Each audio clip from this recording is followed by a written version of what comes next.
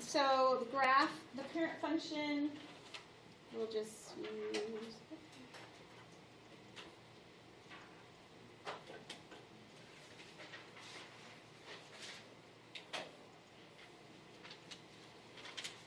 All right, so if you think about it for just a second, it is the inverse of an exponential, and the exponential had asymptotic behavior at the x-axis.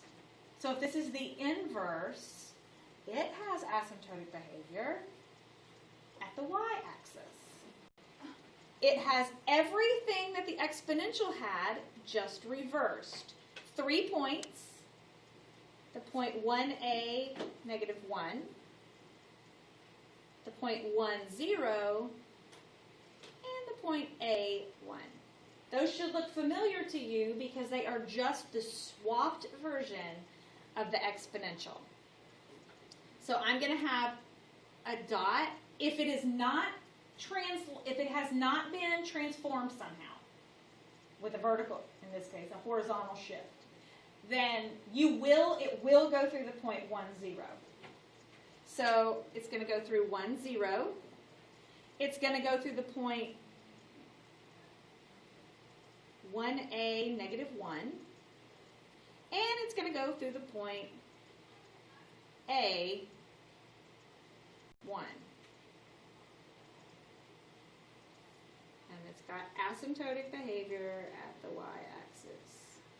So when you're using a calculator, sometimes the logarithmic function and the square root function look similar, but the logarithmic function keeps going down. The square root function actually has an end point and goes on, but the logarithmic function actually just keeps going down. But they often look very similar when you're looking at a calculator because of the all digitally things. If a is greater than 0, then f is increasing.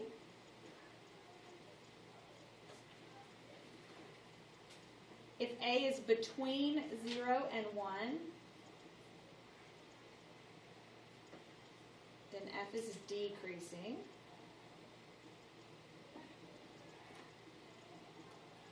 And the domain, remember it's the switched version of the exponential. The domain is 0 to infinity, and the range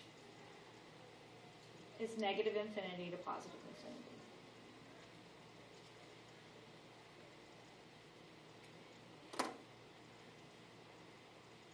All right, so with that in mind, I'm going to put them both on the same graph so you can see.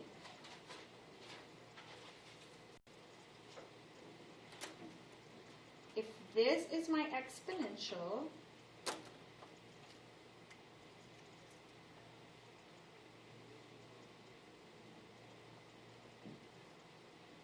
let's say this is y equals a to the x power.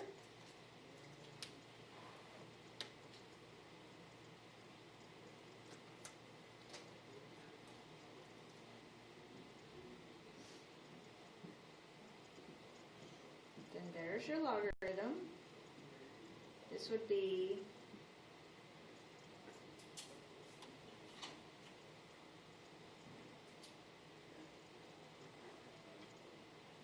log base a of x.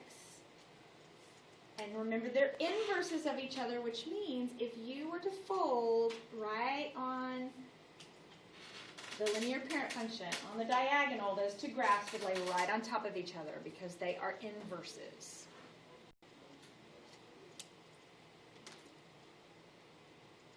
All right, so let's just graph one logarithm. I think the graphing, I don't know if anybody has finished the assignment for exponentials, but I think it's pretty easy. I think they give you you just have to put in the shifts and stuff, and it kind of does the graph for you. It's just pretty easy. So let's just graph one just to say we did, and let's do f of x equals log base 3 of x. And think about, the really important thing is if you just think about these 3 points, and that will help you graph it. So I know I'm going to have the point 1, 0. I know I'm going to have the point A1. In this case, my a value is 3. So I'm going to have the point 3, 1.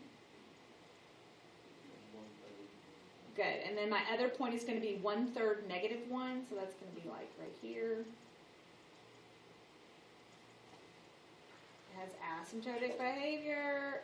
Looks like that, kind of. Roughly like that. Easy enough? All right, so now let's talk about the translations of these. Again, like the graphing on My Lives Plus is pretty simple. I want you just to be, importantly is that you can recognize it. We're not actually going to graph it because on there you don't actually have to graph it. You just have to put the shifts and stuff.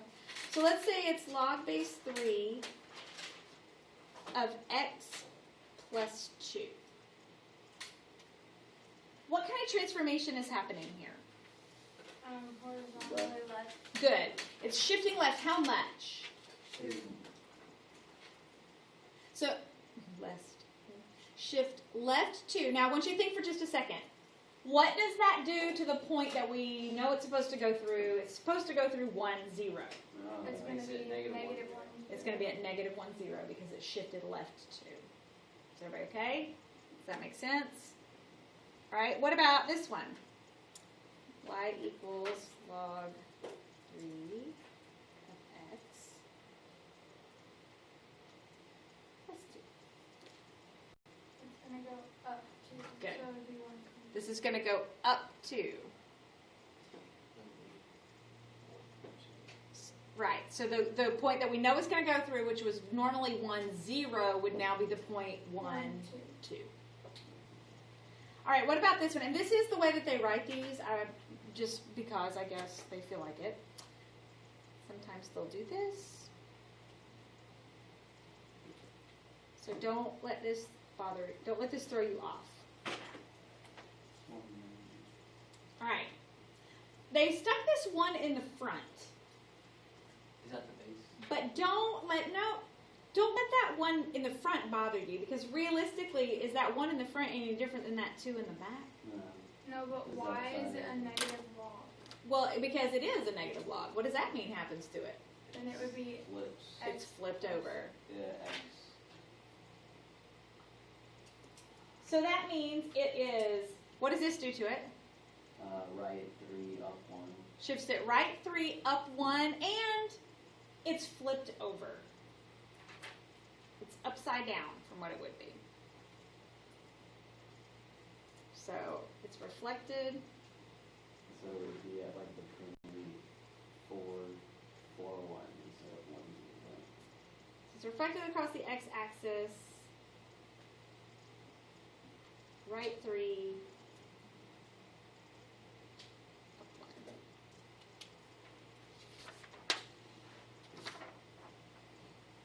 All right. So that's all the graphing. Pretty easy. Okay. So now let's talk about the properties of logarithms. They have special properties.